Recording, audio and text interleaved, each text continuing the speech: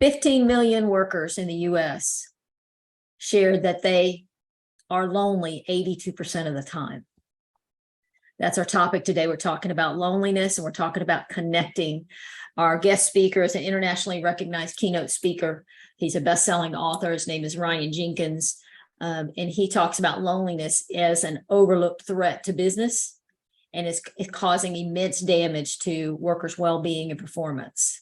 So it's causing turnover, it's causing lack of productivity, and it's hurting the individuals. He reminds us that loneliness is not the absence of having people around us, but it's the absence of connection. And his book is called Connectable. And that the remedy to all of this loneliness is to see and hear others, not just exchange information. And sometimes when we're exchanging information, we are not getting or creating genuine connection. He shares a memorable phrase that I want you to remember right now and remember again when you hear it, but communication is dealt. So it's something I hand out like a deck of cards, but connection is felt. And he has a lot of credible research and practical actions to make this connection, which can make a big difference in productivity, in retention, in the well-being of your team. But we've got to intentionally find points for connection. Connection is what our souls want, and it's what our bodies are craving. You're going to be inspired by this. You're going to have actions that you can take after this, and I'm excited to share it with you. Michael, hit it. Welcome to the Wake Up Eager Workforce Podcast, a show designed for leaders, trainers, and consultants who are responsible for employee selection and professional development. Each episode is packed full with insider tips, best practices, expert interviews, and inspiration. Please welcome the host who is helping leaders, trainers, and consultants everywhere, Susie Price.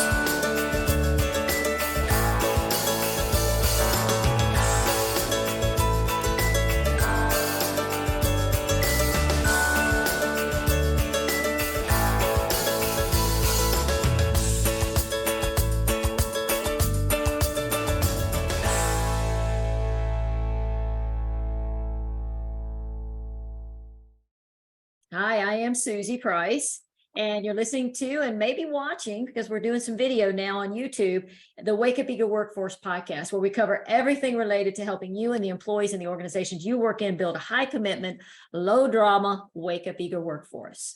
In this podcast and in the work we do every day, we provide tools and tips and expert interviews about the employee life cycle, everything from hiring, onboarding, team building, leadership development, succession planning, and conflict resolution. We also train and certify others to become experts in our signature 6-week certification programs. You can find out more about the certification programs at pricelessprofessional.com/certification.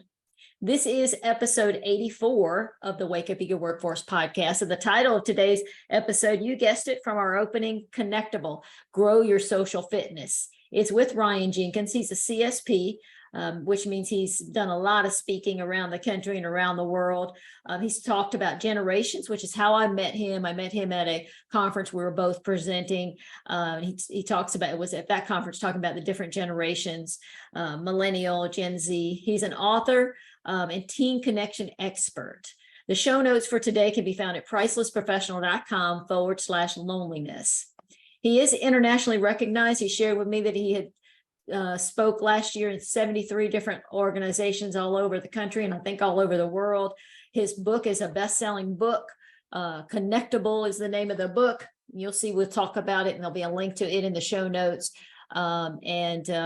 He, for a decade, he's inspired and equipped audiences with insights and tools and to bring us into this new era of work. He's right on top of it with this topic. He's an active columnist for Inc. Magazine, Psychology Today, and Entrepreneur Magazine. So what we're going to cover today, we're going to talk about the cause and effect of loneliness in the workplace, the impact of loneliness on team performance, and actions we can take to help organizations create healthier, more productive teams. You're going to enjoy it. Check it out. Show notes, pricelessprofessional.com/loneliness. Let's go to our discussion now. Welcome, Ryan. Thank you so much for being here today. So glad to have you. Thanks, Susie. Appreciate it. Looking forward to this combo. Yeah, absolutely. So I enjoyed your book, Connectable. Awesome. awesome. And I liked some of the phrases. One simple term you use is life and work is better when you're connected. Such a simple thing, but it's so true. And then I liked the phrase, I like to work out a lot. And so I love when you said social fitness, building your social fitness. I mean, there's so many phrases in there and ways that you say things that are important. But I was curious as I was looking at it, because I know you slightly. I met you one other time at an event, and we know some of the same people. But I was curious about, okay, how did he land on this topic? How did he land on loneliness and connecting and belonging? Did something in particular happen? I know you've done a lot of generational work, so I'm thinking you unearthed some things in your research. But just talk about how you landed on this topic, and why now, and then what's the reception been? Yeah, thanks again for having me. And yeah, for about 12 years now, I've been super interested in the future of work, and typically how I would access that for my clients and my audiences would be through understanding the evolving differences across generations. Because if we understand those evolving differences, we understand kind of what to expect in the future of work, and specifically studying the emerging generations give us data points into what to expect in the future. So I was fascinated with generational differences, and I was writing a book about Gen Z, which is the youngest generation that's now in the workforce, and will be the fastest growing over the next decade. And I stumbled across a data point highlighting just how disconnected and isolated and lonely Gen Z is. 79% of Gen Z report sometimes or always feeling lonely. And it's the first time, Susie, that we've had an emerging generation experiencing more disconnection and isolation than our elderly population. So alarm bells went off, and I thought, gosh, this is really alarming. How can I help this generation? And this was all pre-pandemic. So I began studying loneliness and connection in an effort to help Gen Z as, again, they become the fastest growing generation in the workforce. And then the pandemic happened, and I had all this connection and loneliness research, and I brought it to a lot of my clients. And of course, everyone wanted to dig in and really unpack this and talk about it. And then that eventually led us writing the book, and we did some original research of 2,000 global workers around the world. And so, yeah, and then the book, you asked about the reception. It's been great. It hit number 7 on the Wall Street Journal bestseller list. And then just a month ago, it was voted the number 3 top leadership book of all of 2022. So by thousands of readers. And so folks are loving it. We're loving to spread this message, and we're not done yet. We're still pushing this conversation. The U.S. Surgeon General just announced last week that a big initiative for our entire country is trying to figure out how can we become more connected and reduce loneliness. So we feel more compelled now more than ever to really step up and continue to have this conversation. My guess is that it would have always been of interest, but I wonder if COVID just broke down any walls where people say, well, we can't talk about that. I mean, have you found that?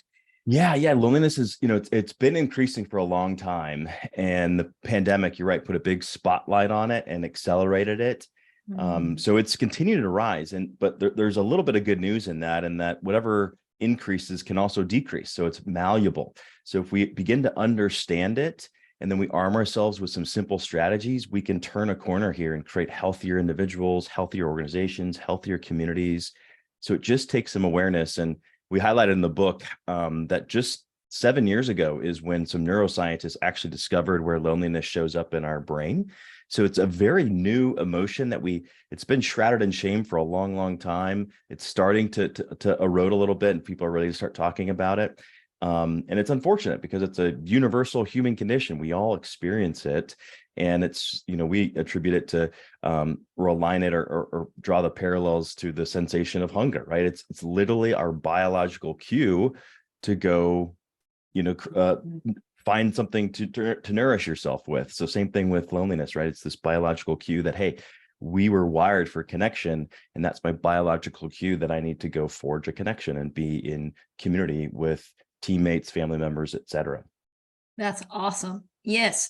And, it's awareness. I think that is so great. And then understanding that you can open the conversation around it. I don't know if you said it or it's something we have said in the past about awareness is curative. It's just, once you are aware of it, that's like sometimes 80% of the challenge. It's like, oh, I wasn't even aware that I was actually feeling this, but I really am, and that it's a real thing.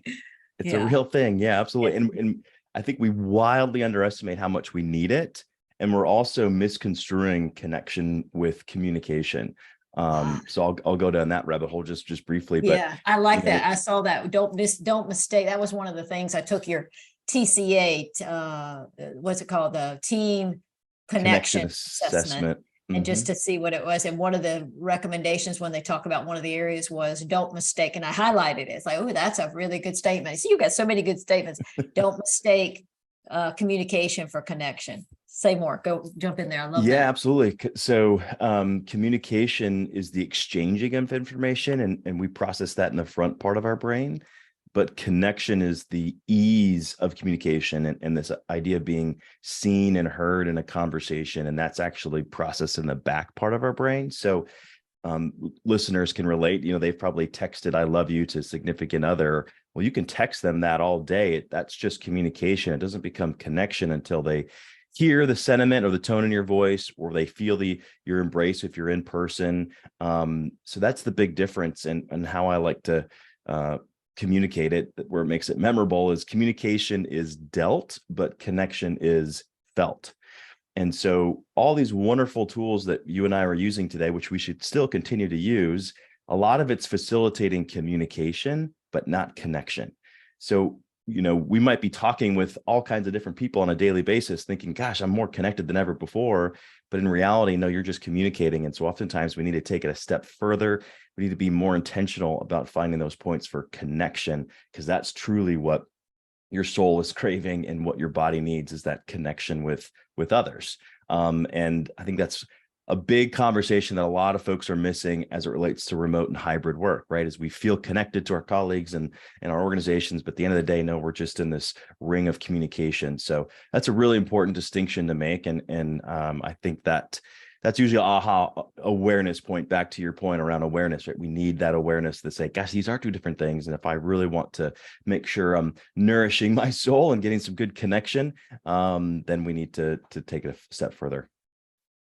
Interesting. I was in an advanced axiology, which is the science that I do, in a program. So there's just a small group, 24 people getting master certified in Scottsdale, and great group. We all kind of know each other. We were getting dealt a lot of communication, and it was good because we all were there. We love to learn, and we all want to be masters, so that was wonderful. And so, but I was feeling myself kind of weary, like day 2, I'm thinking, oh my gosh, I got 5 days of this. And then there was an option to do an icebreaker, and I said, oh, icebreaker, let's do it. I need some connection, not even knowing, what you just said. And it was because I needed the felt. And then we did this exercise where everybody got up and shared it. It took quite a bit of time. But the group was totally different after that, because we all felt each other. So that's just such a good example. And we're still connected now. Like, it's a whole new dynamic happened in the room of 24 people because of the sharing and the feltness of the things that we did. We all shared things from, it was an exercise, but it was really powerful. So that just came to mind as you were saying that. Yes. Yeah, I'll give a good example too. And I think, what we're talking about here, it's sometimes it's hard for us as humans to distinguish, what do we want versus what we need? Well, we want autonomy. We want to work remotely, but what we need is connection. And certainly connection can still occur in a virtual environment, but you've got to be even more intentional about it. And to your point, if it's a larger group, that connection really isn't going to happen virtually. So, prioritizing in-person events for different, whether it be onboarding or training, brainstorming, it's really helpful thinking about the difference between communication and connection. But I'll give you one example of a leader recently that shared with me. She had become the CEO of this company right during the middle of the pandemic. Anxiety was high, and she was conducting the first all hands meeting as the new CEO. And just as she was about to turn over the meeting to her leadership team, and everyone was on Zoom, thousands of people are on Zoom, and it just dawned on her. She thought, gosh, I've been communicating with this group, but I haven't actually connected with them. And she did something brilliant in the moment. She verbally handed it off to the leadership team, and then she continued to share her screen, and she bounced over to Google and imagine all the employees are at the edge of their seat thinking, oh no, this new CEO, she's forgot to stop sharing. What's going to happen? Everyone's, it's like seeing a car wreck. You can't look away, right? It's yeah. And so she was brilliant. She went to Google and she went to the search bar and she searched how to CEO good. And it was just this subtle little funny thing that she did. And she said she got flooded with emails following the meeting saying, thank you for being relatable and thank you for being vulnerable. And they said they'd never seen so many smiles on the Zoom call before. And so again, it's a really good distinction of she was communicating, which is still important. We need to be good communicators, but we also can't miss that opportunity to connect too, because that's what builds strong, resilient teams. Yes. And it's relationships, so if we think about people before tasks, before systems, it just, and the people part is so infinite. I mean, when I think about that group that was with, that feeling place from that afternoon, the felt place, because we were sharing, there was 5 things we shared, and a lot of it had to do with our past, and future was and people got emotional. I mean, the bond, I look at every person differently now. I mean, this has been 4 months, 5 months since we did that, and we're still meeting in our mastermind. And, so yeah, it's like, it has a lot of strength, but we mistake it sometimes for a waste of time. I know that that part of the group was thinking, well, we have work to do. We've got to be masters. We got to do all the dealt stuff. Yeah. So it's just infinite. It's intangible, and magical.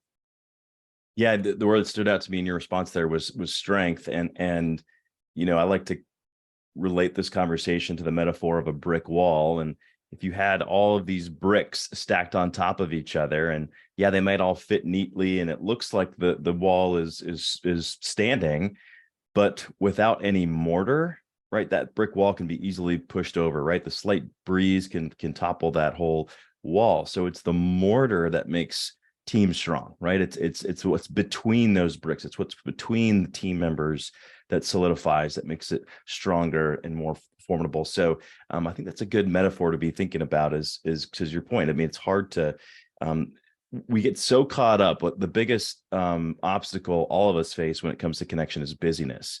And time constraints severely limit our willingness to connect with others. And so we forget about the mortar, because it's, you often think about how tall is the wall and how many bricks do we need, but you forget about the really important ingredient of what's connecting each other. Because again, that's what makes us resilient and strong. Teaching all this, how has it changed you? Or has it? Yeah, no, absolutely. Have you always been connecting oriented, felt oriented instead of dealt oriented? You could probably relate to this statement that authors write the books that they themselves need to read. I teach the things I want to learn too. Yeah, there you go. Yeah. Yes. And so I'm actually an introvert. And so I wrote a book about connection. So go figure. But my co-author is actually an extrovert. So we've got kind of good dynamics going back and forth on kind of each perspective. But, and I'm sure the fellow introverts out there that are listening can relate that my thought with my close knit of relationships, I wasn't interested in expanding that network. I was interested in going deep.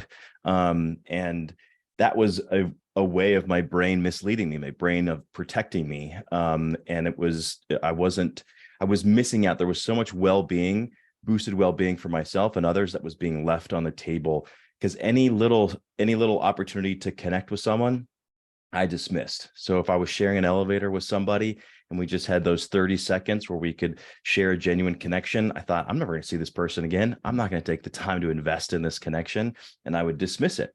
And that was a subtle way of my brain misleading me. And so I have rewired that. And my new mantra now is connections don't have to be continual to be beneficial. Connections don't have to be continual to be beneficial. And so anytime I share that elevator with someone now, my go-to question is, how's your day going? It's a subtle shift, right? It's not too intrusive, but typically here in the US, we would typically say, how you doing? That's kind of our version of, hi. We're not actually interested in knowing how the other person is doing. Yeah. So we got to find ways to break these social scripts if we're going to connect. And research shows that it takes as little as 40 seconds to actually have where two individuals can feel seen and heard in a conversation, and they can feel a sense of connection. And so I'd say 9 times out of 10, when I ask that question, they pull themselves out of the phone or they drop their shoulders and they're looking at me and they see me actually present in that moment, waiting for their response. And then we exchange a little bit of some words. And I leave that conversation with a boosted well-being, and that person does too. So that's how I've changed my thinking as it relates to connections, is they don't have to be continual to be beneficial. I love that. Not discounting those things, that those have value too. So let's go right to that about the loneliness, because that's one antidote right there to loneliness, is not discounting those conversations.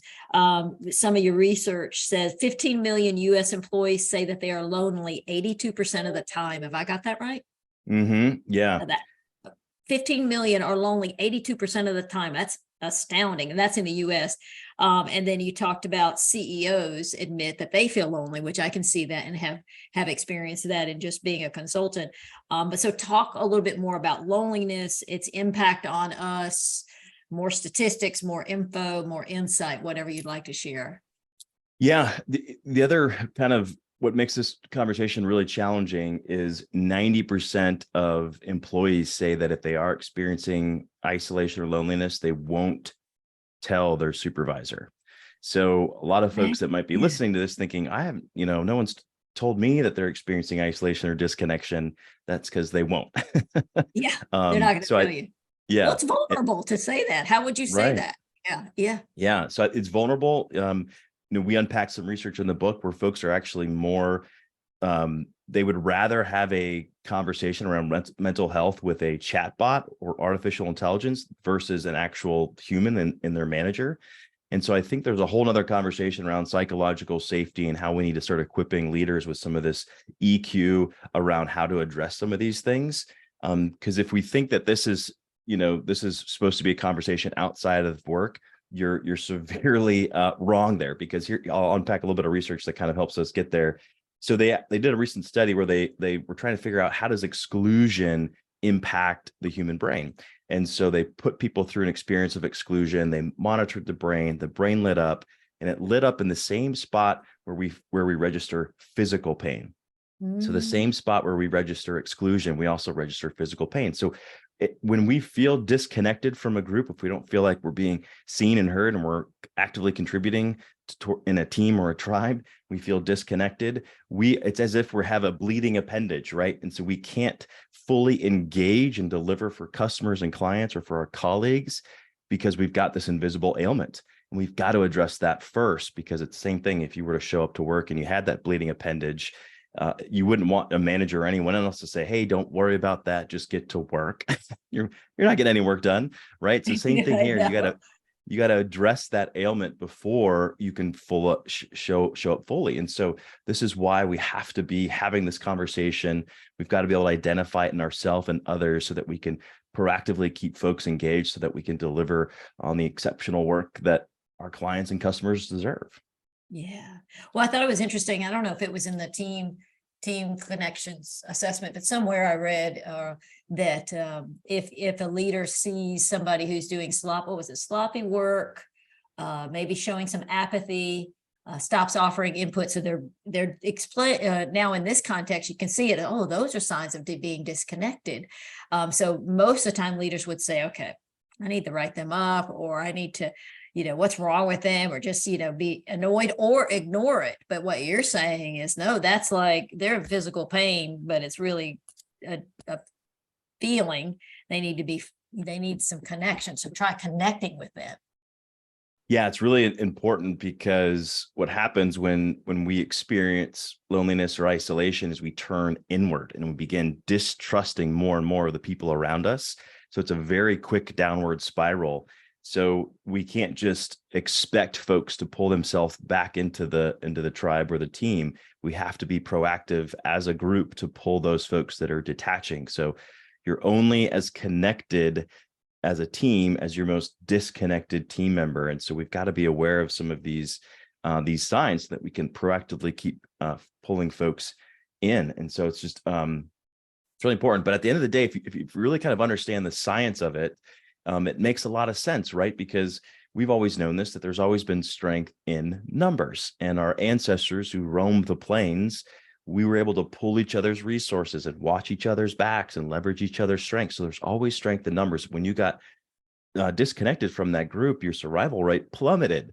And so your body went into a very fight or flight state, and you actually went into a hyper vigilant surveillance mode is what your brain would go into. So, which makes a lot of sense because you're trying to protect yourself. So if you're alone in the woods and you hear a twig snap in the distance, you're ready to go. You're ready to flee from that situation or fight for your survival. Same thing happens to our bodies today. If we feel disconnected from the team, we're in the fight or flight state. So no wonder we're at risk for quiet quitting or resigning from the organization, or, only putting in, half the work we need to. It's because we feel disconnected and we're trying to protect ourselves, keeps our options open. And then again, our brain goes into that hyper surveillance mode to where we're reading in between the lines of our boss's email, or we're twisting the conversation of our colleagues. We become they were over analyzing, and it's just very detrimental. So again, it's holding us back if we're not feeling completely engaged with the team. And then the last research I'll share, you could tell I wrote a book because I have all this research that I think is so interesting. Yeah, but well, it's good to have research on a softer topic for people to let their guard down. To sometimes instinctually we could know a lot of things, but sometimes we want to say, well, that's just a little too soft, but then if you've got all the research, people can go, oh, okay, there's a real reason for this, and kind of put down their guard.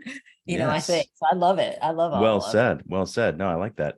Yeah. So the last research I'll share is, and I'll have the listeners kind of put themselves in the shoes. I think that'll be more interesting.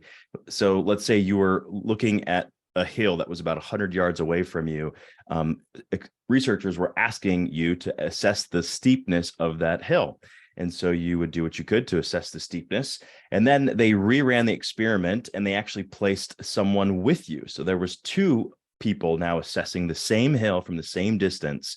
And what they found is when you got placed with just one other person who you were under the impression was going to eventually climb that hill and that obstacle with you, you assessed the steepness of a hill with a 30% reduction in steepness. Wow. So what that means is just by having someone alongside you, we're more resilient, right? Things feel less daunting when we feel like we're apart or we're with someone else, that we can tackle things together. Things get really hairy and daunting when we're left to our own devices. Interesting. And so how would you, that's great because of the confidence, I've got a teammate. And I like the statement that you said, we're only as connected as our most disconnected team member. So if you have anybody who's disconnected, it's going to be hard for the team to really be the best it can be. Yeah, absolutely. Because we're not fully invested. And so research shows that we're 7 times more likely to be disengaged if we're experiencing isolation and disconnection at work. We're 5 times more likely to miss work, and we're 3 times more likely to underperform, and 3 times more likely to actually quit. So all these things make sense. And again, coming back to the science, it makes sense.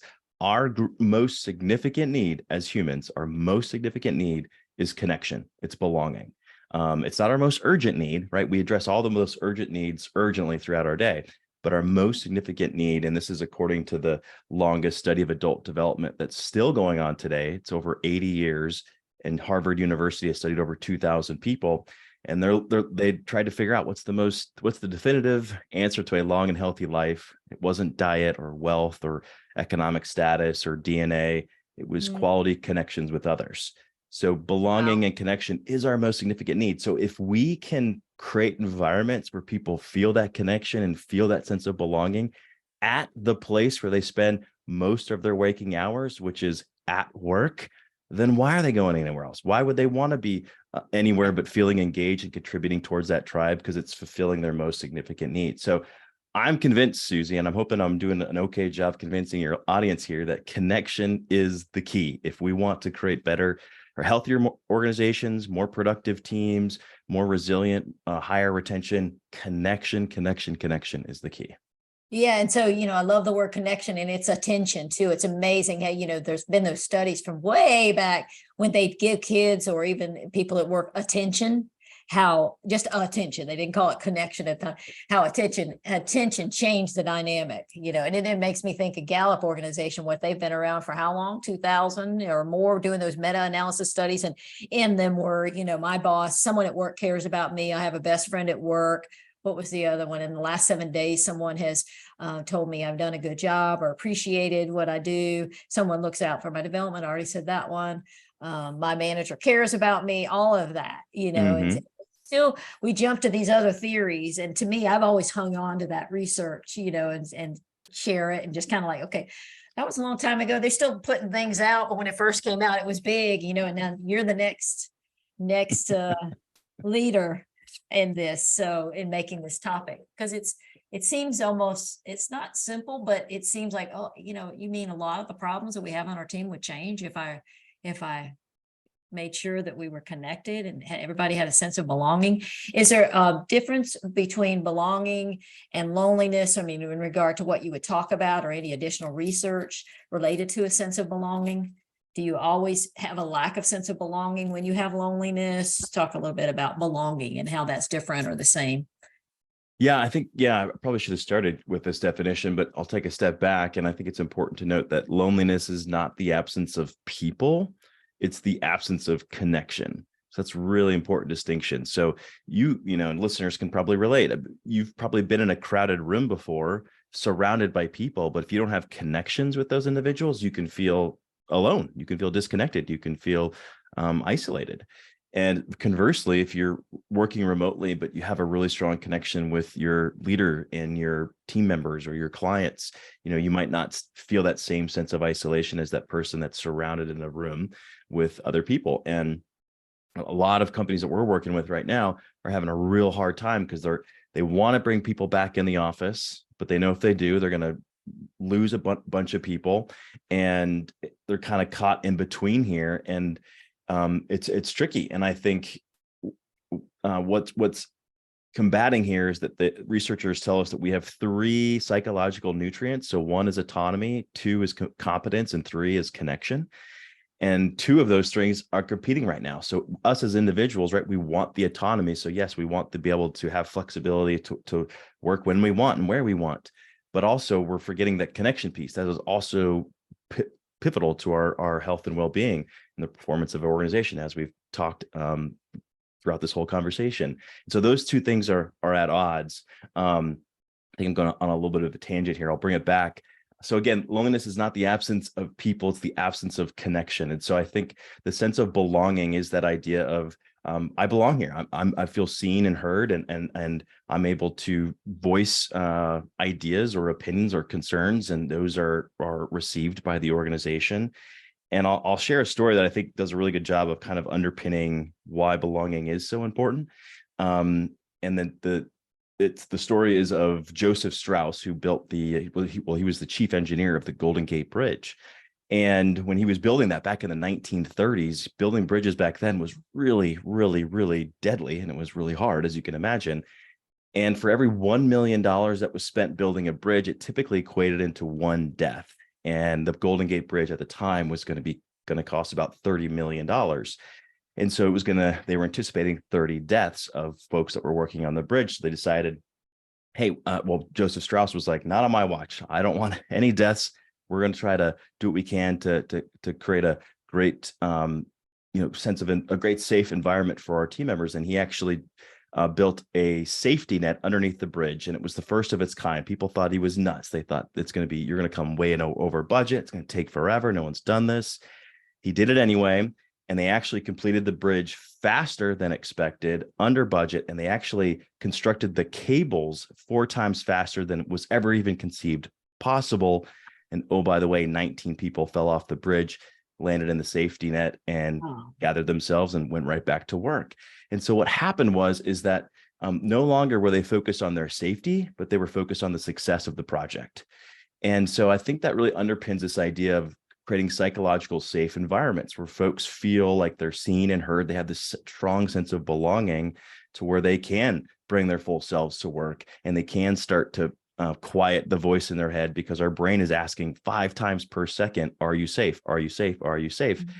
So if we can turn that down and focus that energy on something else that's conducive for the team or organization, some big things can happen. So I think that psychological safety, of course, is getting lots of great airtime these days, and it's certainly a bedrock when it comes to this conversation around belonging and connection.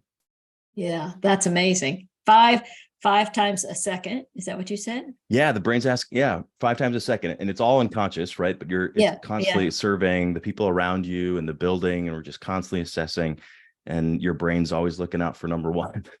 Yeah, interesting. So that's a good, as a leader of a team, that's really important. So what advice are you giving organizations who are struggling with this? How do we bring people back? And, the tug, push and pull between autonomy and connection. What are some of the companies doing? Because I know some companies that are struggling with that now. What are you advising?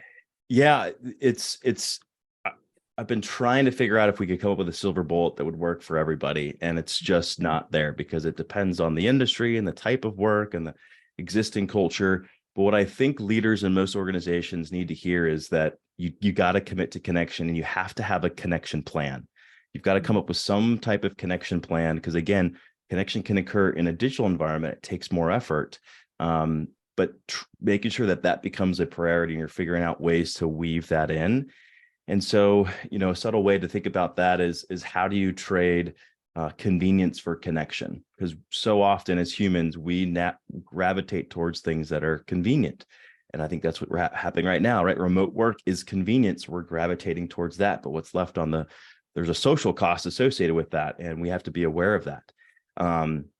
So I think organizations need to be modeling what it looks like to connect. They need to be encouraging and making their teams aware of the power and the science of connection, because we're seeing way many organizations that are just mandating it. And of course, they're getting tons of blowback. And instead, it needs to be, hey, this is why it's so important that we get together, and then creating those environments in which that connection can occur. One of the organizations we highlighted in the book is Atomic. They're the company behind WordPress, and they have 1,000-person plus company, and they've been fully dispersed since inception. They've always worked remotely, and their part of their connection plan is once a year they have a 1 week all hands-on or all company-wide conference where everyone comes together and they create those connections and they solidify their culture. And so that works for them, where they do a big time blowout conference where everyone comes together, and then after that they go across the world and they have similar reactions to what you were describing at the top of our conversation, where it was like, hey, I was in person, and then all of a sudden we did this icebreaker, and then there was connection, and that fueled the working after that. There's just a different type of totally magic. Yeah. And so that works for one company. So, don't underestimate it, have a connection plan, and try to check yourself and those around you. Are we choosing convenience, or where can we trade convenience for connection? So a leader that's listening right now and is thinking about, okay, so what are some connecting things we can do? Now, you do have that cool assessment, which will give them tips so they can actually assess their team, have their team take it, and then the leader takes it, and then it gives you recommendations based on. And I like how you did the scoring. I thought that was very clever. You say, think of your team and your own well-being like a depleting battery of your phone. You always have to keep recharging it. So you've got so many clever things in here. And then you talk the assessment, actually, because I took it, measures full strength, stable connection, weak connection, and disconnected.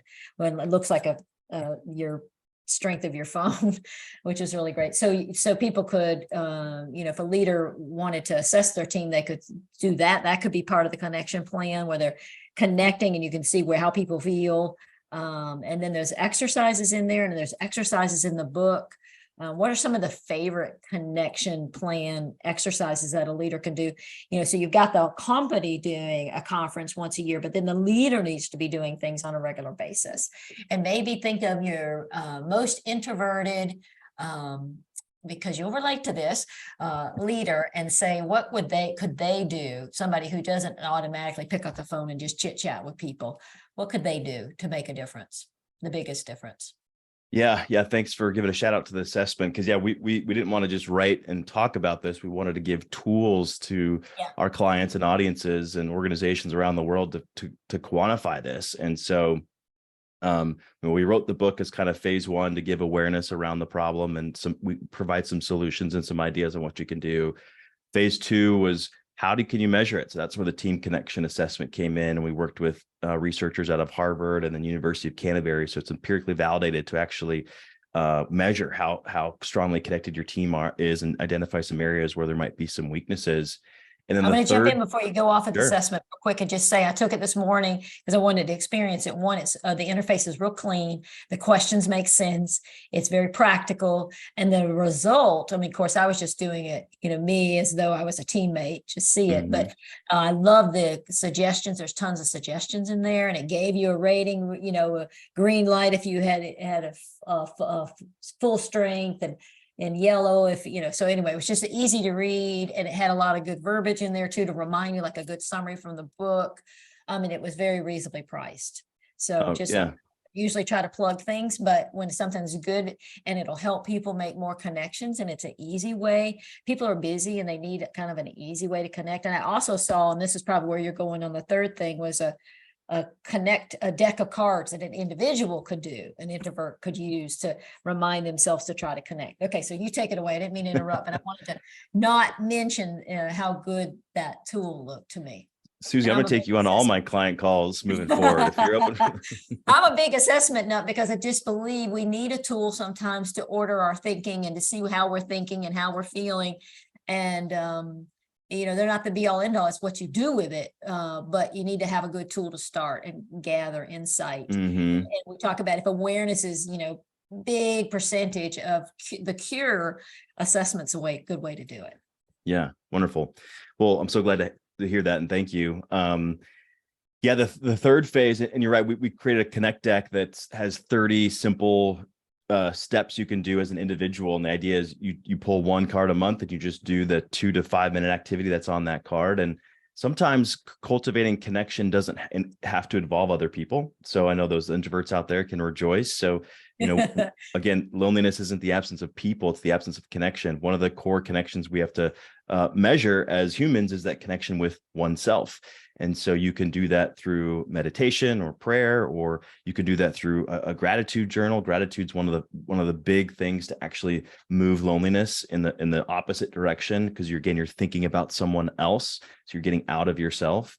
So there's a lot of simple things we can do on our own, taking 4 deep breaths, all kinds of different things that we can center ourselves, create a better connection with oneself, which positions us then to connect more easily or effectively with others around us. So I think that's important to note. But the last thing the phase 3 is kind of our last phase in this. And so I'll tell you a little bit more about this other project we've worked on. And then I'll give you an example of what we do there to connect our team. That'll be really practical for folks. So we developed, the phase 3 was how do we create a scalable solution for organizations? So we created a product called Rivet. It's just like the Rivet mechanism that connects 2 things to make them stronger. That's exactly what our tool does. It's an AI powered tool that actually connects 2 colleagues that are scientifically proven to develop a strong connection. And so based off of the Gallup's Q2 employee engagement survey, which you rattled off some of those statements, which I'm super impressed that you knew all those. Amazing. Yeah. But one of those, is do you have a best friend at work? So there's decades and decades of research saying that if you have just one other person at work that you feel connected to, performance, engagement, loyalty goes up. And so that's the whole purpose of our tool, is to connect folks. And that's gets a lot of the things that normally keeps people from connecting, right? Whether it be common interests or personality types or whatever, it removes all that and it greases the wheels for us to really cultivate connection with others. And so a part of the team that works on Rivet, we're a connection company. And so we're always trying to find new ways in which to cultivate the connection amongst our team members. And one way we do that is every week on our team call, we do what's called Connect 5. And so we take 5 minutes at the top of the meeting for some person shares a picture of a non-work related item. And so I like that exercise. Yes. Super simple. And it just gives permission for someone to share something. And all of a sudden, someone might share a picture of their marathon training. No one had any idea that person was in marathons and they were an extraordinary athlete.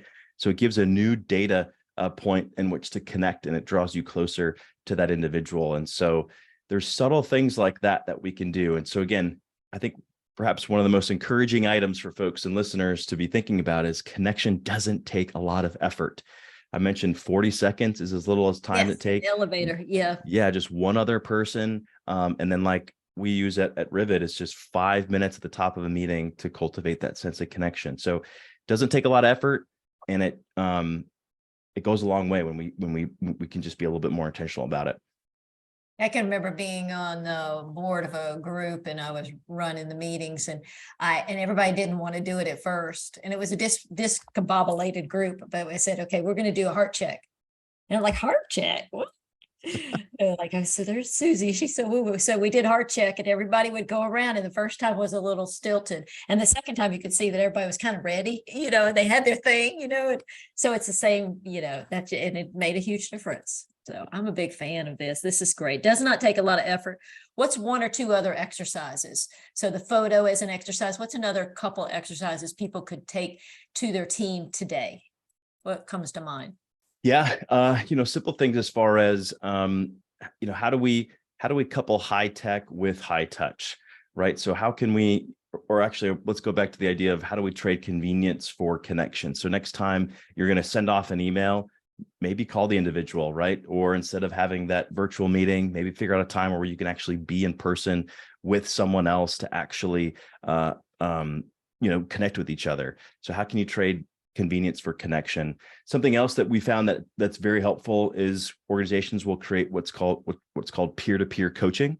So it's exactly what it sounds. It's like you find someone else that would want to be in a coaching relationship, and you meet once a week where each person spends half the time coaching each other. So the first person will start and just share anything, professional or personally, and the other person does what a great coach does, and they resist advice giving, and they just ask great questions, and that they just listen to each other, and then they flip the tables, and the next person shares personally and professionally.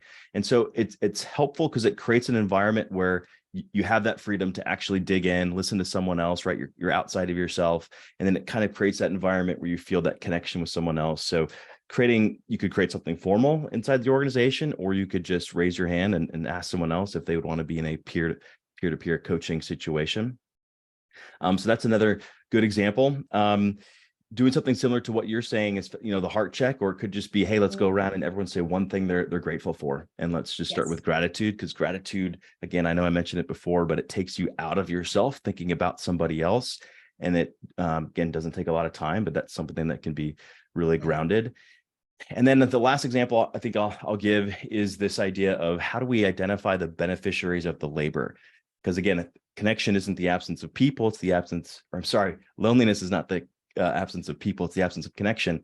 Well, a connection that we need to monitor is our connection to our work, the connection to what we're doing and the things we're involved with on a day-to-day basis. And so if leaders can draw a line from the work that they're doing to the actual people that are benefiting from that work, research shows that engagement and performance goes up. And so again, it's how do we draw that line from what we do and draw that connection line to the work or the person benefiting from that labor, whether that's external or internal, can go a long way. And too often we just, we do an internal process and we're pulling our hair out thinking this is obnoxious. Why are we doing this? Well, there's someone down the line that has to have that information to be able to do their job. So they're benefiting from that labor. So if we can start drawing those lines, that can go a long way in cultivating more connection as well. Would this just be a conversation that the leader would have, maybe the team, maybe it's an exercise in a team meeting, and where you say, okay, who benefits from your work? And you have each person write that down. I mean, is that the actual practical application of that? Yeah, I like to go back to the research of just asking why. Just keep asking why, right? Why do we do this? Well, because my boss told me to. Well, why are they telling you to? Well, because of this. And the example we shared in the book was there was a group there was a company that actually facilitated porta potties. So they would bring porta potties to construction sites, and not a very glamorous job, right? And they're always thinking, how can we identify the beneficiaries? And the initial beneficiary is someone that's on a construction site that's actually able to find relief using a porta potty that's been delivered to their site. But we pushed them to keep asking why more, and they actually came up, well, actually, it's these community members that are benefiting from us delivering these porta potties, because these schools or this building or this restaurant is being able to be built faster because we're able to have these mobile units delivered to construction sites. And so that was a really good exercise of peeling the onion back far enough to where you get a crystal clear picture. Even though you might not never meet that person's benefiting from the work you're doing, no matter how glamorous or unglamorous it might be. Yeah. And you probably, there's so many exercises that you have in here that are simple and powerful, so continually pointing back to that, because that would be one exercise, and then the appreciation. And there's just so many things in there that you have that can just help in a busy world. A lot of things you read it and you go, oh yeah, that's a good one. So very, very good. I'll give one of it real quick that came to mind.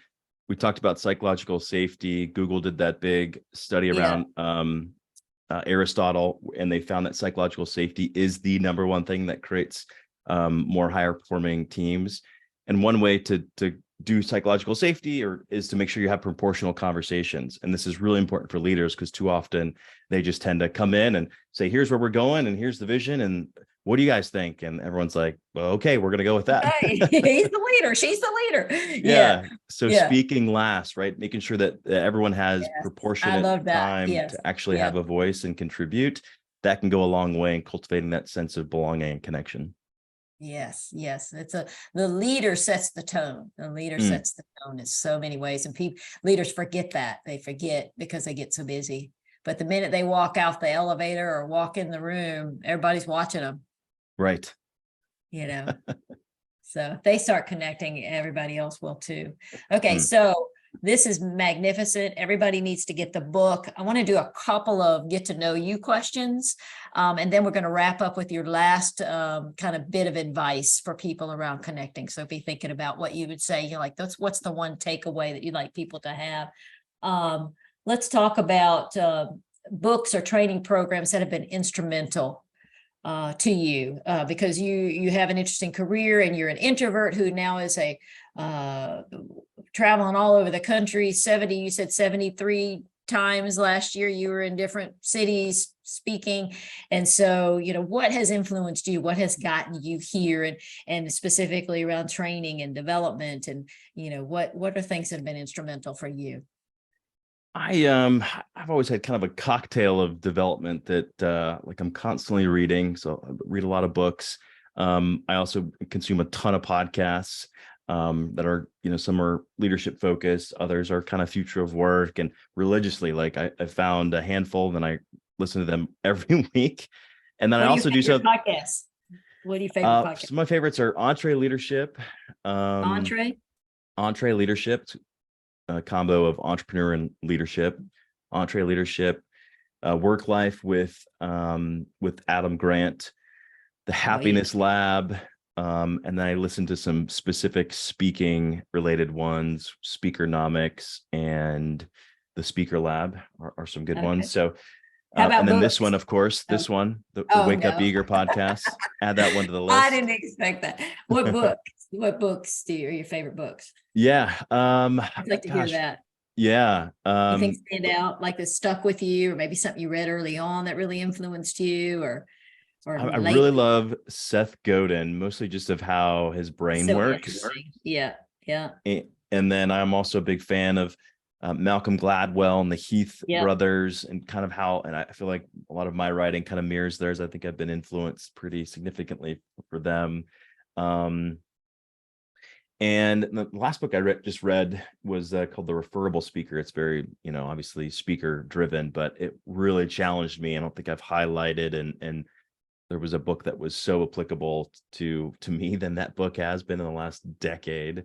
Oh, that's awesome. Yeah. And then the book I'm reading right now is Jason Pfeiffer, who's the chief editor at Entrepreneur Magazine, and it's kind of a future of work book. But my next one, I heard it's called Strength to Strength, and it's all about how do you move from fluid knowledge, and then once after 40, you then kind of move into this idea of crystallized knowledge, and how do you transform your career to make sure you're in a position where you're teaching and coaching versus executing. It's kind of this idea of before 30, you're the startup, you're the head of the startup, and then afterwards you're the VC. And I just think that's so fascinating. And I got a good recommendation on that. So that's my next one I'm going to read. Oh, okay. I made notes of a lot of those. Some of those I'm on, and then some of them like, oh, something new. Strength to strength. That sounds interesting. Interesting. Okay. So we are all about wake up eager here, wake up eager workforce, wake up eager individuals, wake up eager leaders. And so a lot of the podcasts are business topics, but we also talk about mind, body, and spirit to think about or share some of your favorite things to do for mental clarity, physical well-being, and your close connections that you do. Yeah, when it comes to mind clarity, I'm a type of person that needs my physical space to be clear if my mind's going to be clear. So I keep my desk. I'm kind of a minimalist when it comes to like my desk, and even my desktop virtually has to be super. So I know as soon as things really get to clutter, that's a reflection of how much is weighing on me, or perhaps how bloated my to-do lists are. So that's a big thing for me, is kind of the physical organization of my life, even when it comes to my car. As far as the body, I think, in the mornings, working out, taking a run with the dog doesn't happen as often as I'd like. And then I always see that kind of wane when I'm traveling a lot, and depending on the season, because I always like running outside in new places. But when the weather isn't conducive, that gets really challenging. And then the spirit, yeah, thanks. The connections, can't forget about that. What do you do? How do you stay connected to your family and your friends and your coworkers? What's a couple of favorite things? Yeah, I don't know if it's just my personality or if all of this research is just sunk in, but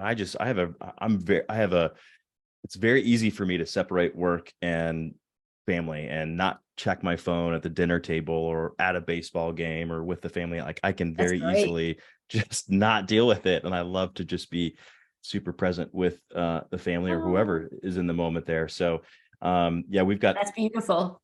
We got a busy family. And so, and then one tip that we do actually in our household that I think might be helpful is we narrate our activity on the phone. So if you pull out our phone, we have to actually narrate out loud what we're doing, as a way to kind of check ourselves, right? Because we've all been there, to where if you're standing in front of someone and they just pull your phone out, they just it's like they beam out of that conversation. You're like, where'd you go?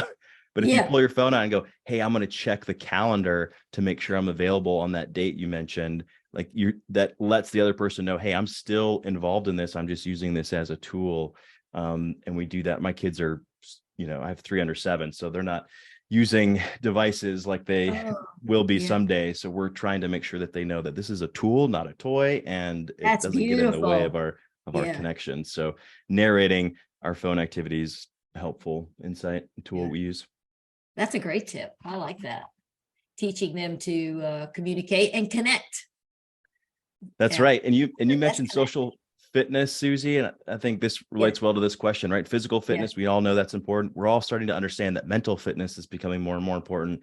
But what's lesser known is this idea of social fitness. And we've all understood that if you're not working out socially, if you're not flexing that social muscle, it will atrophy. Just like when we all had to stay away from each other in 2020, getting back into big groups, and it was clunky, right? We were like, how do I interact with folks? So social fitness is really key. Yes, it is. Yes, it is. Okay, we're coming up on our time here. Let's talk about a billboard. If you could put a billboard anywhere, these are the last 2 questions. If you could put a billboard anywhere, so you can put whatever you want on it, you can have it any place in the world. What would you put on the billboard? A lot of people are going to see it.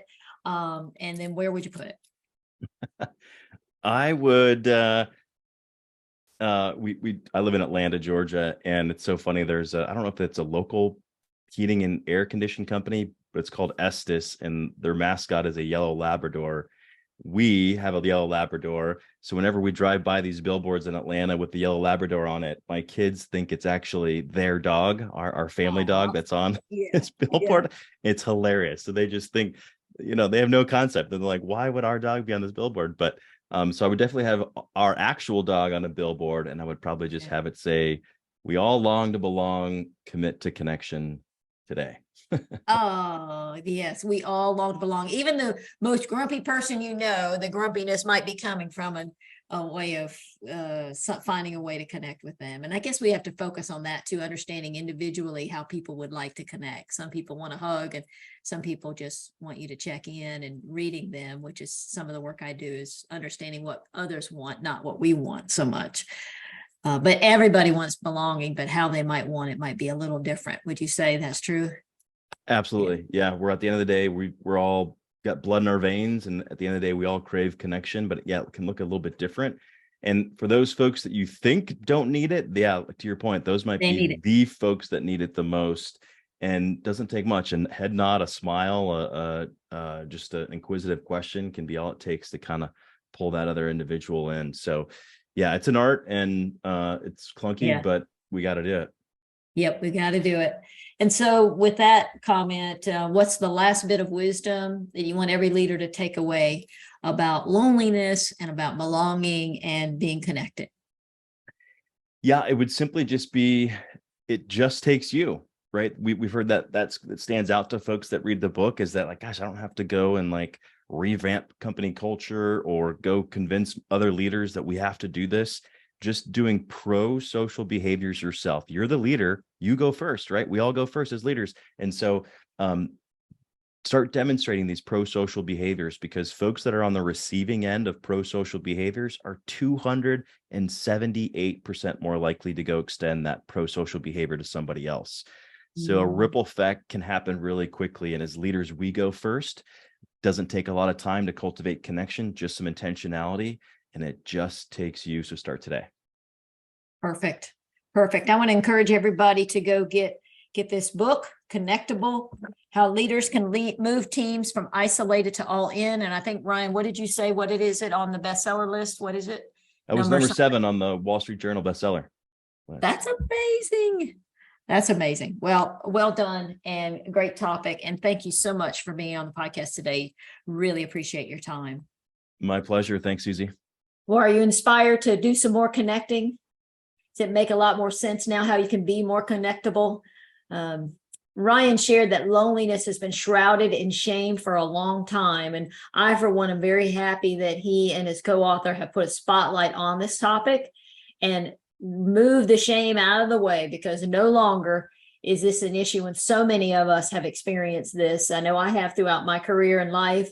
And so taking action to connect, and it's not a static thing. It's something we get to continually focus on. So if you are feeling lonely, and know that you're not alone, and know that you can make small changes that can help you feel more connected, take that awareness with you after this discussion. He's got a Connect deck that we talked about. It's a deck of cards, has 30 simple activities. And it says 30 simple activities to reconnect with humanity and your team. You'll see a link to that in the show notes. You can go check that out. It's really reasonably priced. And then if you're a leader, check out the book. I listened to it on Audible and enjoyed it and got a lot out of it.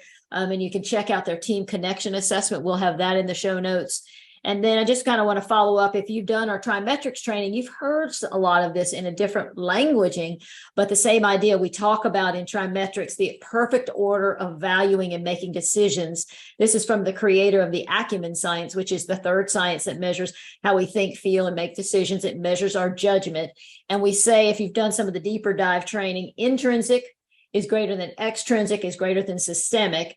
And without using those words, if you haven't done the deeper dive training, it's people have greater value than tasks, the doing, and tasks have greater value than the rules and the ideas. All three matter. You need to have the systemic, the rules and ideas, and you need to have the extrinsic, which is the tasks and the doing.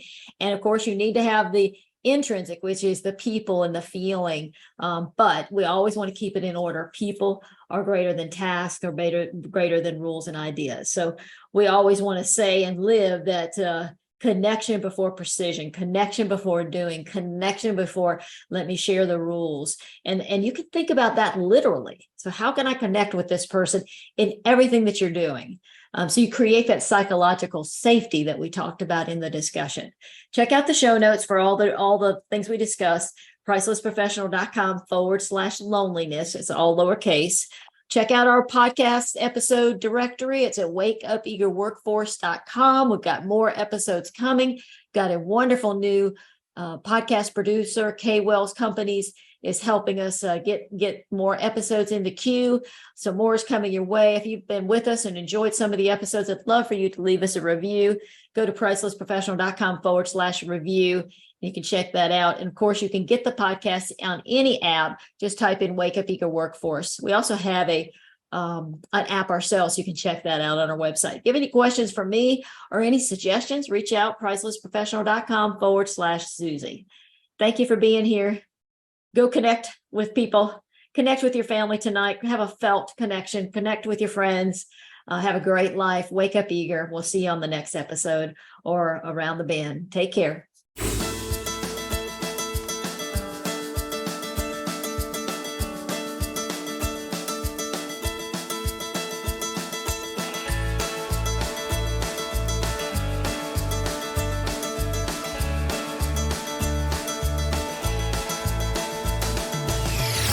This episode of the Wake Up Eager Workforce Podcast was brought to you by Priceless Professional Development. Thank you for tuning in.